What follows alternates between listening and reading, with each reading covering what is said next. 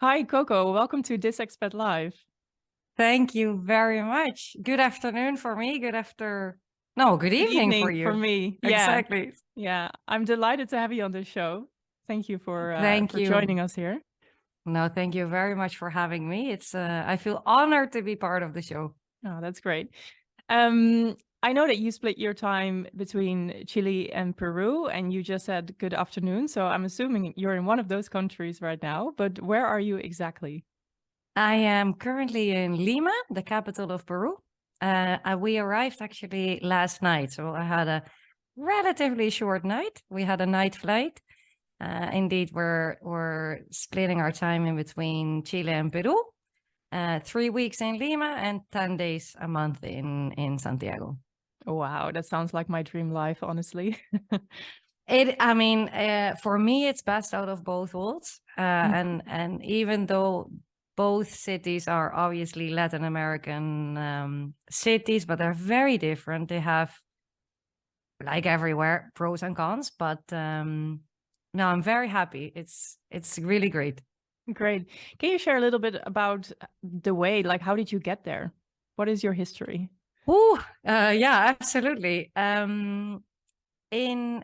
worked for H&M, the Swedish retailer, for 17 years. I always feel a bit embarrassed mentioning the quantity of years.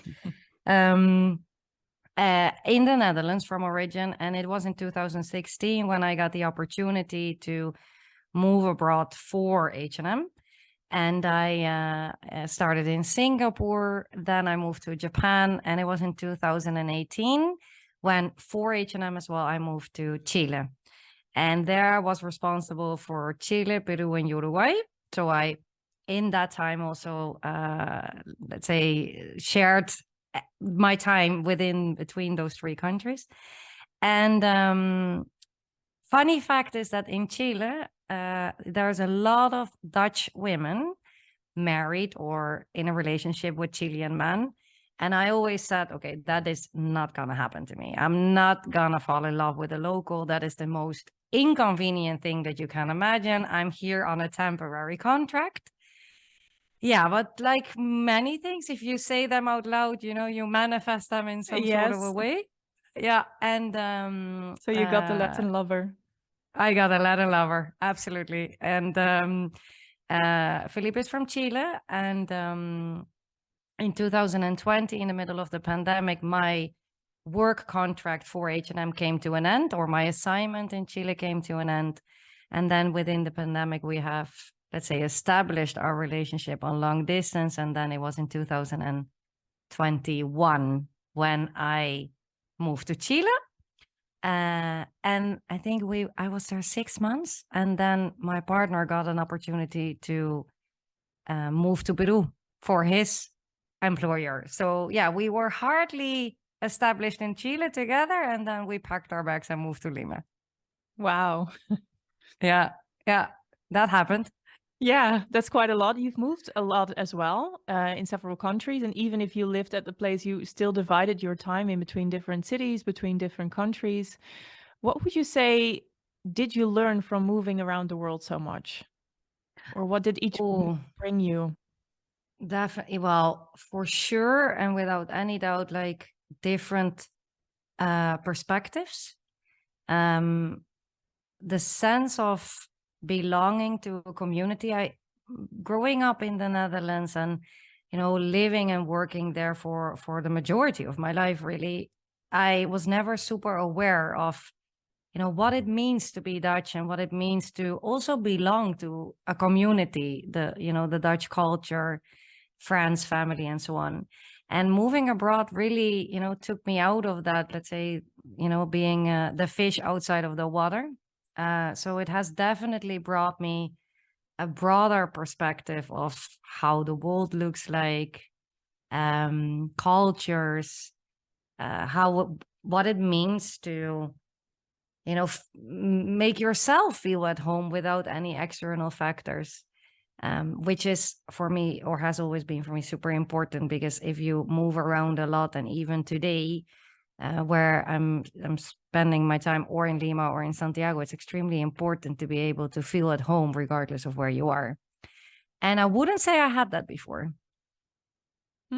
Before living in other countries, you didn't feel at home? No, before, let's say within the Netherlands, I think I see. I definitely, looking back at it, I definitely, relied on external factors. Searching for, feeling at home, feeling happy, feeling comfortable. Yeah, much more depending on external factors. Where when I moved in 2016 to Singapore, or after to Japan and to Chile, like, you really need to be able to rely on yourself as well. And Yeah. I don't think that's a skill that I would have developed if I Mhm. stayed in the Netherlands. Yeah, I totally get what you mean. And if Yeah. I'm not mistaken, yeah, I think you also moved abroad as a single, right? Or at least not with your partner.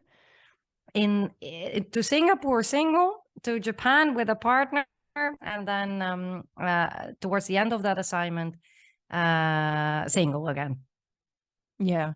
So I traveled around or moved abroad as a single as well, and I know like I think every expat needs to rely on him or herself, but when you are single, this is like 100% the case because Yeah, there's no one else to make friends, to cook for you, to get you settled, to get the paperwork done, to feel happy. It's all up to you. definitely. I can relate, and I have, let's say, experienced both sides of that perspective. So I have lived in Japan with at that time my partner. Um, Maintaining a relationship, being an expat, is also very challenging. It's extremely challenging, especially because we moved for my employer, for my work. So it was extremely, I don't want to use the word unequal, but at a certain point it becomes unequal because you're experiencing also expat life within a different cycle. You don't Yeah. go through the cycle of expat life within the same pace. Hmm. So it's also challenging. I would say Yeah. both have pros and cons. Yeah, I can imagine. Yeah. You mentioned that you are now feeling at home and you feel it more within yourself that you can, rather than depending on external circumstances. I love feeling at home within myself. It's a term that I use for my coaching as well and for my online program. How does feeling at home within yourself mean like what does it mean to you? How does it look like? Beautiful question. I think for me, it really means, for me, it's basically, um, even though I feel at home, whether if it's Peru or in Chile, um, I'm not one of them. But I don't feel an outsider either. It helps me a lot to feel at home with myself, is to see myself as a part of a bigger thing, the Peruvian culture, the Chilean culture, um, and to really be humble. Yeah, to be humble, to have genuine curiosity towards the place where you live, towards the local culture, practice, habits. Um, and of course, I think every expat will recognize that once in a while you'll feel resistance.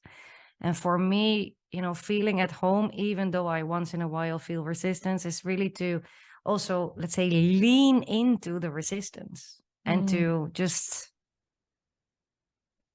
try to understand what it says about you or about yeah. myself in this case. Yeah, that's beautiful. Yeah. I get what you mean, and I totally agree with that. Like sometimes we try to push our emotions away because we don't want to feel them because they're very unpleasant. But actually, these emotions are here to teach us something, or to say something to us. So if there is resistance, like you said, lean into it. What does it mean? What does it say about you? And what could you change possibly to make that resistance a little bit lighter for the next time? Because we don't always have to experience resistance, obviously. So I like that you say this. Yeah, I think for me,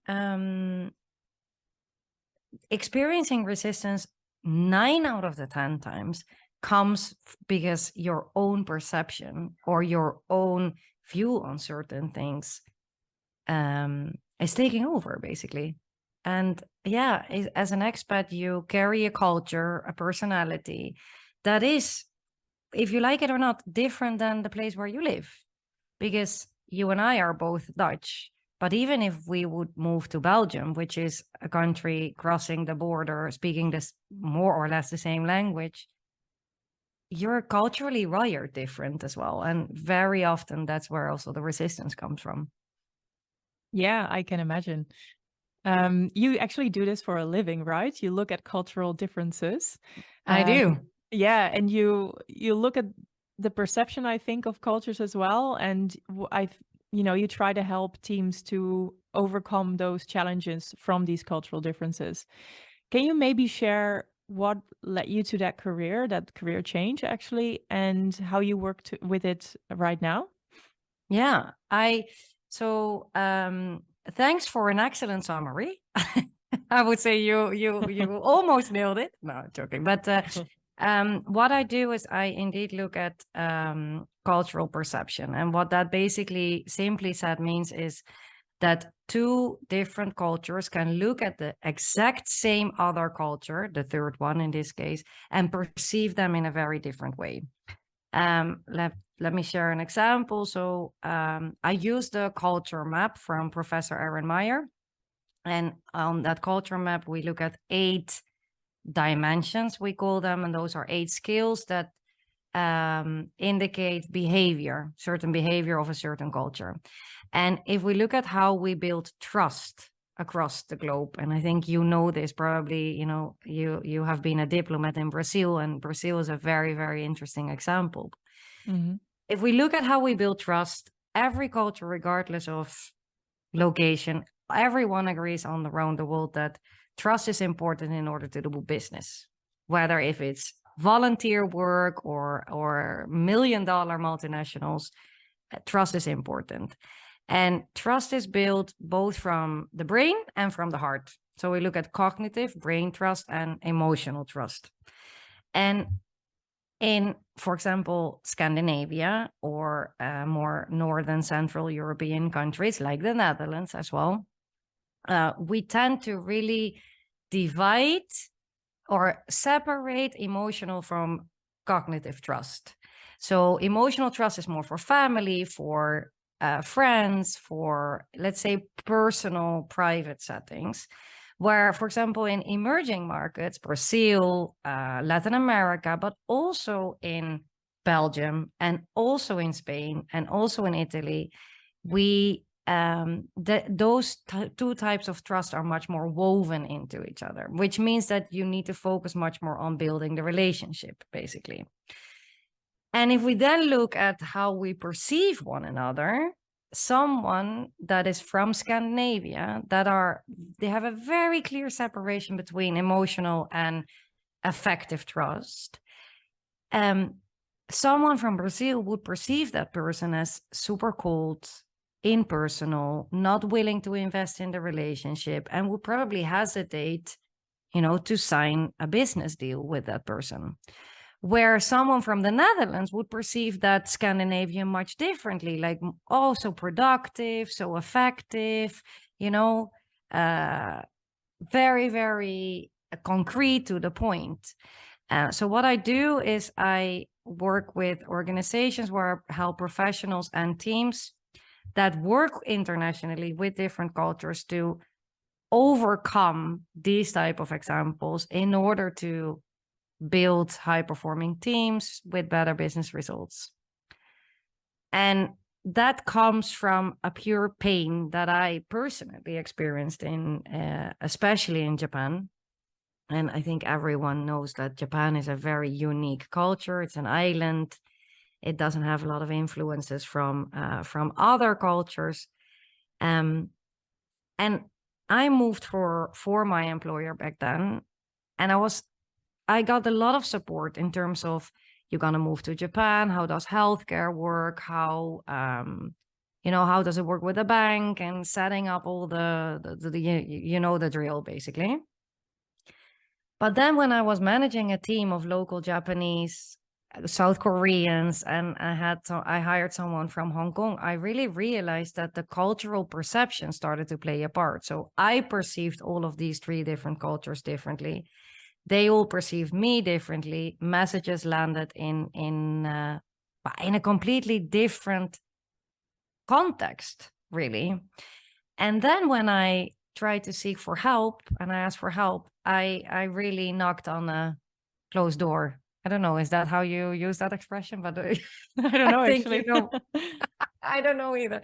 But let's say help was it was very hard to get help on that. And the more research I started to do, the more I figured out that the majority of studies on this topic is from one culture to another. So a book of how to survive Americans or how to do business with Japanese. But I realized that, first of all, of course I didn't have time for all the cultures that I interacted with to read a book. That's one. And then also the fact that I was Dutch didn't play a part in all of that research either. So that was very challenging and also very frustrating. Cost had a huge effect on my well-being as well, because I moved for my employer with the ambition to book fantastic results. I was sent there for a reason, you know. And then I was going back and forth, and it became extremely challenging for myself, but also for my team and for peers coming from different cultural backgrounds as well. So when I moved back to the Netherlands for H&M as well, I knew that one day I had to, let's say, prevent others from going through the same thing as I experienced. And then in 2021, I let go of 17 years of payroll, and I took a leap of faith, purely and only because, I wanted to work in this industry, and simply said, those jobs really didn't exist in a payroll environment either. And I knew that because I've been searching a lot to get help, and it was simply not there. Mm-hmm. Yeah. So this Wow, is quite a story. sorry for claiming a bit of time. I'm like, tell me more, because this is so interesting. So I love these perception of cultures, and there's something also that I recognize. And like you said, you can read a book about the Americans or the Europeans, but that doesn't necessarily give you the tools to really understand the culture, because it's not taking into account your own position and your perception. So that's really cool. Can you share a little bit how you actually work with teams to overcome these different perceptions? Like, how do you make them work better together? Yeah. So, like, I think this is an opinion that we share, but we always start with ourselves. So what I do is in the culture map, in the framework, I map out someone's personal cultural profile. It's not something that I have invented. This is designed and created. And so that basically gives the opportunity to show, okay, Amanda, we don't know each other super well, but here you have your personal cultural profile, which also could be different from the Netherlands where you grew up. And then we look at the cultures of interest, meaning maybe you're leading a team of one specific culture, or you operate in Brazil, or you name it, all cultures of your interest for your effectiveness at work. Just pause you there and go back to the personal culture map, because you say it can be different from the Netherlands, even if I grew up there. So how is this personal map made of? So it's a questionnaire that basically looks at that basically all the questions are designed in a way to measure your preference. So the culture map has 8 skills, and I will not go into all 8 because we will be running out of time. But one, for example, is communication, where from left to right, we map out your preferred communication style. From very explicit, meaning a lot of words, like summaries at the end, very concrete. Everything will be said in words, rather if it's written or verbal. And on the other end of that scale, we will find high context communication. And that simply means that you believe that when you start a dialogue, for example, the context is already shared. So communication is much more in between the lines, much more abstract. It doesn't require so many words because context is already shared and everyone, let's say, has the same starting point in a conversation.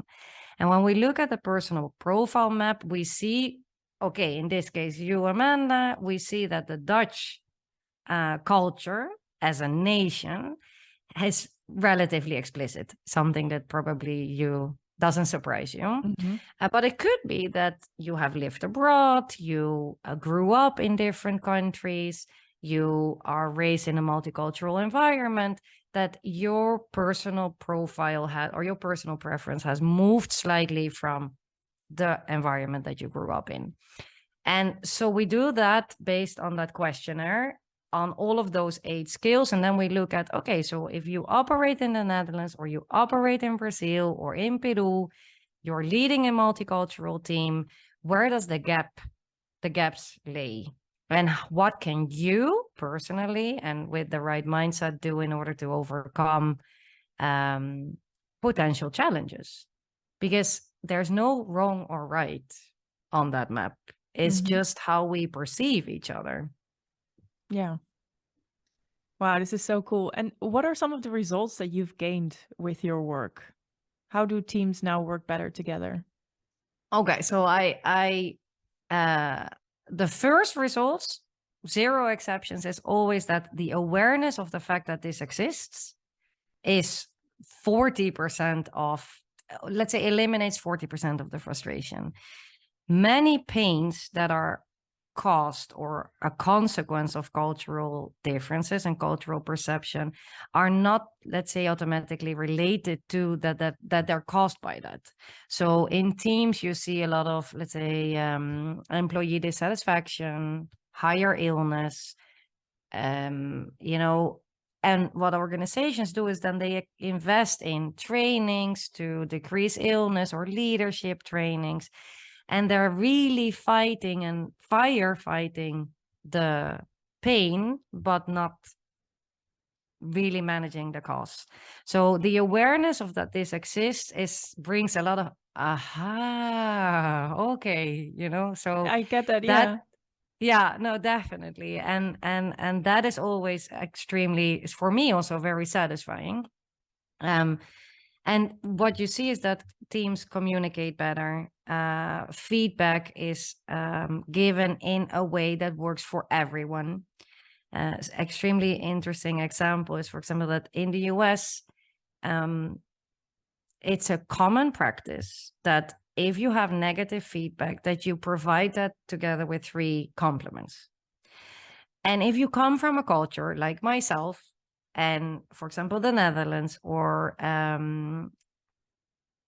France, for example, that is very confusing. Because if I receive 3 compliments, I will not hear the negative because I am used to the fact that if I receive negative feedback, that stands on its own. And that's my preference. And then the personal culture map also shows that preference. So if you want to develop a team, we all agree that feedback is essential. But if we're not giving the feedback in the way that works for the receiver or the one that provides the feedback, yeah, you're really facing a dead end. Yeah. So you see I see teams that work more, let's say, smoother, but happier for sure, with better results and a lot less time, because a lot of time is lost in Yes, miscommunications, frustrations. absolutely. People get insecure, and because of that, perform lower. Managers of teams are extremely lost, you know, with all the right intentions and with fantastic leadership skills. But if you're not used or if you're not trained on, managing a team with those cultural perceptions in mind, I mean, who to blame? Yeah. Yeah. Wow, I think your work is so interesting, and I wish I had known about this earlier. Sorry Uh, about that. yeah. No, but I worked as a diplomat in Brazil, and there were definitely cultural issues or differences there at play. And I really recognize what you say, like there are trainings on certain topics, but never really on the real issue, where communication is going wrong, basically. And I think so many teams could benefit from this kind of work, saving so much Expats, time. Yeah. absolutely. It saves so much time. And but also expats moving for work related reasons, like me, like myself in Japan, if I would have only known my own personal profile and that versus the Japanese, I, without a doubt, it would have saved me 3 months of time accumulated and so much frustration Yeah. because I had so many attempts to. A simple example is that Japanese are a very collective culture. So the interest of the group is bigger than the interest of the individual, which is different in Central Europe and Northern Europe. And now I shouldn't say it like this because each country within Europe has their differences as well. But let's say me being Dutch, it's very different. We're much more an individual driven society. And I started saying to my Japanese team, like, this is a safe space. I really would like to receive your feedback. Together we will have to make this work, but I need your input. And Japanese are not incapable of doing that. They're not incapable of speaking up and sharing their opinion, but they are very uncomfortable doing that alone as an individual in front of their Japanese group. So what you do is you drop that, let's say that desire. I would really like your feedback. And as a manager, you leave the room and you will ask them in an hour or so, let's talk about it. And they will come with excellent ideas, excellent. Mm. But because they collectively have to agree on in the input that they provide. And I didn't know. So I was like pulling and pushing and, at a Yeah. certain point started to evaluate their performance based on the fact that they didn't show any initiative. Mm-hmm. Yeah. I could have saved so much time. Yeah. If I just knew myself, like my personal preference versus theirs. So not Yeah. even if you have a multicultural team, but if you're an expat and Yeah. yeah, Exactly. yeah. Just living in a country. And so can people get their personal profile map on the internet or with you? How does it work? Yeah, so you can get it with me. If you get it with, you can also get it online if you want to. It's a paid service, and then you get your personal profile map as a report. But that is purely and only the map. So then you have to do the research and how it works and what does it mean. You have to do that homework yourself, basically. If you do it with me, you get the personal profile map with a personal report based on the cultures of your interest. So if you're Brazilian and you're going to move to Portugal, you will get your personal report, a Brazilian report, a Portuguese one, and any of the cultures of your interest together with an hour and a half session to go through and to look at your team and at your personal report or your colleagues or whatever people or cultural backgrounds that are important for your success. Yeah, that answers the question, I think, no? Yeah, it does. I think every expat who is going abroad or who's living abroad and is like pushing and pulling and not getting anywhere should do this. Like in an hour and a half, you can gain so much information, so much knowledge and insights that can really save you a lot of time and mostly frustration, I think. Definitely. And it shows so much about yourself. It's really, really for me was super liberating when I found out and that this existed. Also because for example, I found out that my personal profile is very Dutch in terms of the pattern, but of course not 100% aligned with the Dutch culture. And it showed me like so many insights on, oh, but this is why I'm getting annoyed when this and this happens. Or this is why, also in friendships, in relationships, with family, you're like, but this is not them, it's not me, it's the fact that we have a different view on these type of things, on how we provide feedback, if we're confrontational or not, if we like to agree when we're making decisions, or you're very comfortable with top-down decisions, basically. So it's a very fun process learning about yourself in this. I Very can fun. imagine. Yeah. Yeah. I'm We tempted should to do one. Yes. Yes. I think Yeah, it we will be should do really one. cool. Yeah, we should definitely do one. Okay, so these are all like, how to deal with cultural differences, and you already touched upon some of the things that you learned about yourself as you moved abroad. Your curiosity, staying humble, your self-reliance. Would you say there are other qualities that you think expats need if they go abroad for the first time or multiple times? What I would makes like a say good expat? in my humble opinion, what helps is to be open-minded. Because if you move to another country and you're not open-minded towards new ways of looking at things, culture, the food, healthcare, and you really, really want to stick with, let's say, what you're used to or what makes you feel comfortable, I don't think it's wrong, but it's gonna be much more challenging and frustrating. Yeah. Yeah, I would say being open-minded really Yeah. helps. Makes your Yeah. life easier, I guess. Definitely. Yeah, definitely. Yeah, Definitely. definitely. Yeah. It's funny actually. I was just talking to someone who complained that there were guys painting some houses on the outside and that they put their music on. And he was like, "Why are they invading my peace and quiet in my house with their music outside?" Yeah. And it's so Yeah. funny because I thought, "Oh yeah, I would totally say this too if I had never lived in Latin America, where music is everywhere." Exactly. Where you Yeah. can hardly have a phone call on the street because there's Yeah, bands exactly. everywhere. And I Yeah. remember being in Rio, laying on the beach, and like I was surrounded by music boxes, speakers. 5 different funky songs were playing at the same time, and I was also really annoyed at that time. I thought, let me have my quiet time on the beach. Yeah, I can But as imagine. I started to open up, and I thought, okay, but music is part of their culture, and they are expressing themselves every kind of way here. I got more used to it, and I totally accepted it more, and I could also see it as like this interesting element of their culture rather than something annoying. And now Definitely, that yeah. I'm back home, it's like it's serving me. It's quite nice.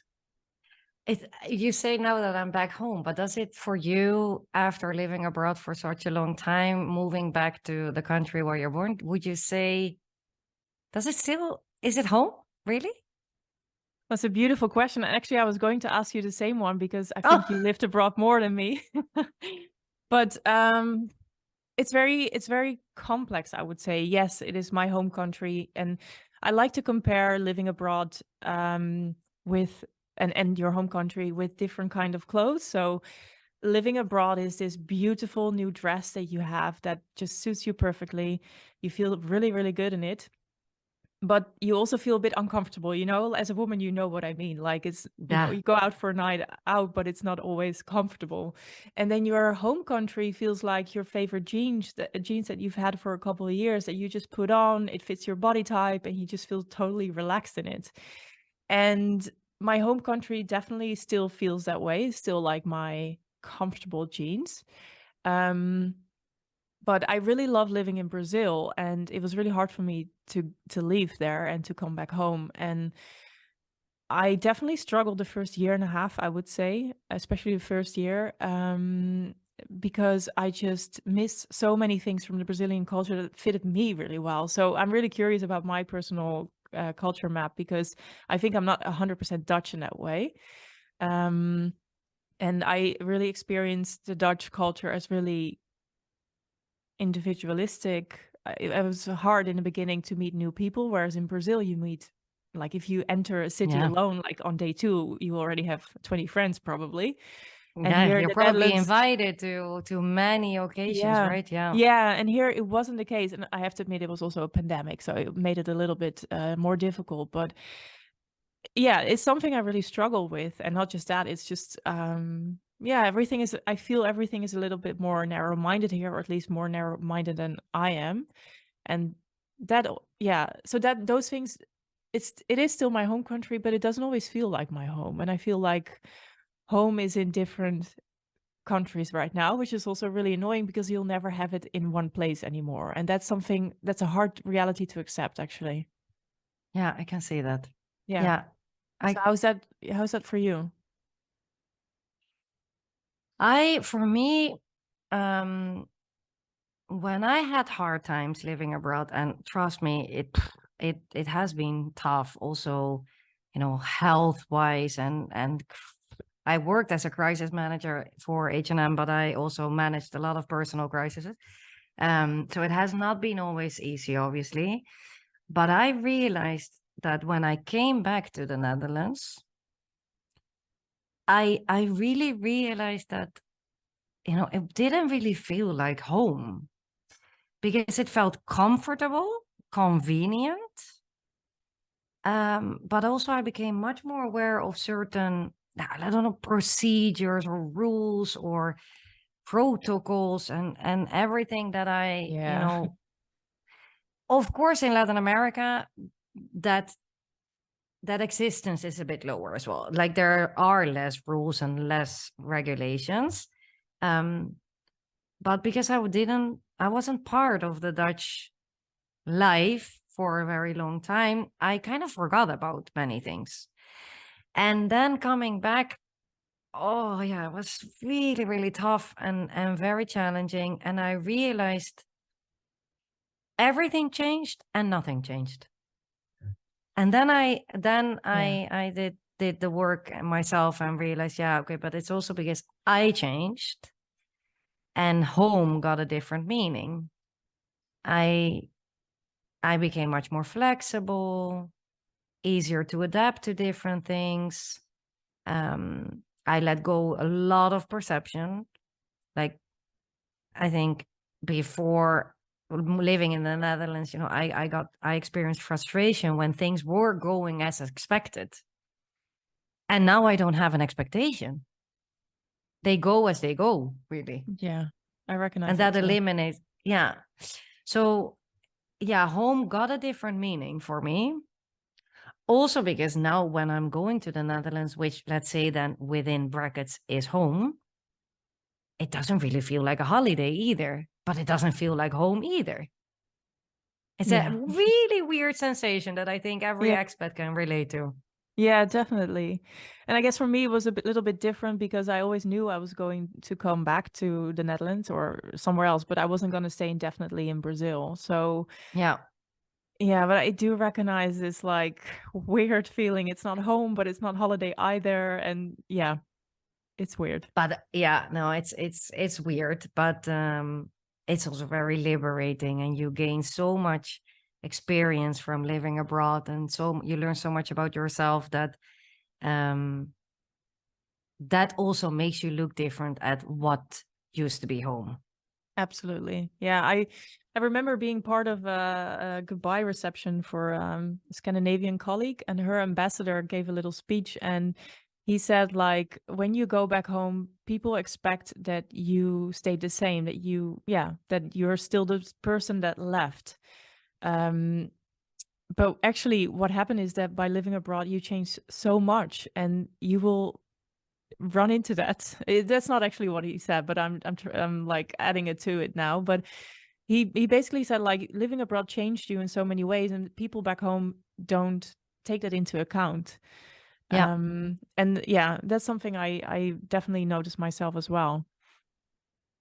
I can relate. I can relate. And also, everyone goes through their own journey. And if you have been away from, let's say, your home country for several years, of course, everyone else also changed. I think you need to give yourself some slack in order to also, find your place, claim your space back into your home country if you come back from a period living abroad.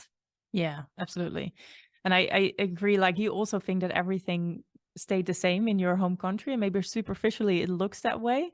But then your friends have moved on, stores changed for something Of else. course, All of yes. a sudden there are Yeah. new rules or new. I remember coming back home and there was this talk about this singing duo, like a man and a woman. And I'm like, who the hell are they? Like, I kept hearing their names and I just totally missed out on, even though I read the newspaper every day, I just missed out on so many things.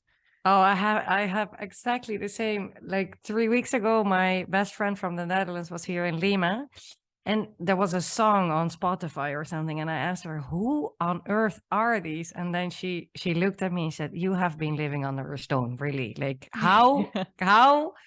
I said, "This is a whole new type of music sound or melody. I have zero clue." And she just said, "Yeah, okay, I'm not gonna go there. Just let it go." Yeah, yeah, no, Yeah. really, you miss out on so many of these things. Yeah, it's true. But you gain back so much so many other things, so that's Oh, great. absolutely, Yeah. absolutely. Yeah. To round our interview up, even though I could talk to you for hours, I think. We've never met, but Likewise. like we can have long conversations.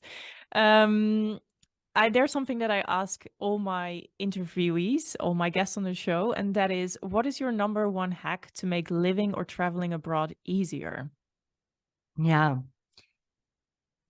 Oh, Amanda, yeah, it's a beautiful question. I also feel it's a very loaded question for me, at least, because I think it's very personal. Um, but what has been something that I learned the hard way because of making a lot of mistakes, or especially if you move abroad for work related purposes, I feel that work and your personal life merge kind of into one and the same thing. You probably go out with your colleagues. If you need help, you will reach out to your employer or your business or colleagues in order to get help. And it all becomes one, well, let's say happy family. Um, what I would say, what helped me a lot, and also recently moving to Lima with my partner, is to, whatever the purpose is of you moving abroad, whether if it's building a business or study or doing volunteer work or to travel, is to set personal goals. And those, it sounds maybe a bit, that's not so sexy, but what is it personally that you want to gain or that you want to get out of the adventure for as long as it lasts? For me, for example, we moved to Lima to build a business here. But on my personal goal, I want to learn to cook Peruvian. And Nice. yeah, I had my first lesson. We had a class. I learned so much starting from scratch. What type of knives do you use? Where do you buy the fish? I mean, for everyone who doesn't know, Peruvian cuisine is something different. It's, I would say, one of the best of the world. So I feel so blessed to be able to, you know, allow myself to learn to cook Peruvian, to be exposed to different things, but really to have a personal goal and to say, okay, this is what I want to get out of this time. For how long it will last, if it's short or long, could be, I don't know, kung fu classes or learning how to surf, but really to set something for yourself as a human being, whether Yeah. if it's you professionally or personally, but really to ask yourself, what is it that you want to get out of it, and what do you want to learn or Yeah. do? I love this. I really love this. And I think you can take this a little bit broader, because if you move abroad to be with the love of your life, it's still really good to have something just for you, just a personal goal. Oh, This will, absolutely. Yes. yeah, you can probably Ah, relate to yeah, that. exactly. Yeah, Yeah. yeah, No, definitely. I love this, and I think personal goals are very sexy. Like this is something that I teach in Expat Life School as well, is to really have a vision, know where you're going, because that will help you to make choices that are more aligned with you. It will help you to feel more successful within yourself, whatever successful means to you. But it makes it a little bit more intentional, and you're not just like waiting for external circumstances or responding to external circumstances. You have your own goals as well, and this creates like a really strong inner core. So I love this Yeah. answer, actually. Oh, great. I'm happy that you didn't think it was not too sexy, to say. Yeah. But no, yeah, for me and I mean, moving to Singapore, I didn't have this. And I Mhm. got caught up in daily life. You always say, Yeah. life is what happens when you live abroad. Well, Yeah. I have been such a witness of that. And then it made me look back at the end of an assignment thinking, I have what on earth did I get out of this Yeah. assignment other than the experience and living Yeah. abroad and being a part of a bigger thing? But I yeah, I had a great time and that was it, Yeah. So Yeah. yeah, it helps me now to set intentions, set goals, to book the classes, Great. to be surrounded with a bunch of Peruvians that I can hardly communicate with, but I'm really It's making an effort because I want to. Yeah, that is great. I hope this will be a reminder for everyone who's listening to think of their personal goal as they're listening to this episode, and see what they can do today, maybe, to get that ball rolling. So that's Yeah, great. definitely, Very much. definitely. And I think I already shared this with you before, but if something like Expat Life School would have existed in my time in 2020, in 2016, moving abroad, it would have, my life would have been so much better, really, That's so because nice there's to hear. so many things that you have to figure out. There's a first for everything, and it helps so much to know not to be alone Yeah. and to get the support and the skills in order to thrive. Yeah, exactly. Well, I'm really glad you say that, because that's exactly why I created this program. So, I didn't have it either. And I think there's so much more to gain from living abroad rather than, I don't know, like daily life just happening. You can be so much more intentional about it, and things will happen in expat life, bad things as well. There are certain phases that we all go through, and it's so nice to have that support and to know, okay, this is normal. This is what I can do about it. So this is exactly why I created the program. Yeah, I think it's a blessing, really. Yeah, thank you. Where can people find you if they are interested in their own personal culture map profile, or just want to learn more about you or follow you for tips or inspiration? Well, I would love that. I'm extremely motivated by having contact. So definitely reach out. No strings attached. I really like to connect with people. So my website is my first and last name, which is cocohofs.com. You can find me on LinkedIn under my own name, or on Instagram under Cross Cultural Solutions by Coco. And I would love to hear from everyone, or get in touch, really. That's great. I hope that this will be an invitation for everyone who's listening. I'll include your handles on in the show notes so people can Thank look you you. up. Great. Definitely. Coco, Thanks. thank you so much for sharing all your knowledge. Like, I could talk to you for hours about these topics, the cultural differences and expat life. And I think we will personally. Yeah, I I would love to see you definitely. for a glass of wine when you're in the Netherlands. But for now, We I want to already have a thank you. date, right? I would Yeah, say somewhere in May we're gonna yes, see we each are other. I'm very looking Latin. forward to it. We're just going to Yes. say somewhere in May. Sorry about that. It's, by the way, That's not so fine. Latin to already plan something for May, Exactly. but Yeah, I know. yeah, But we're going to keep it definitely. vague, but we'll definitely see each other. And for now, I just want Definitely. to say thank you so much, and enjoy Valentine's Day in Peru, because that's Thank you today. very much. That's today. Yes, Yeah. definitely. Thank you very much for having me. And it has been great. Thank you.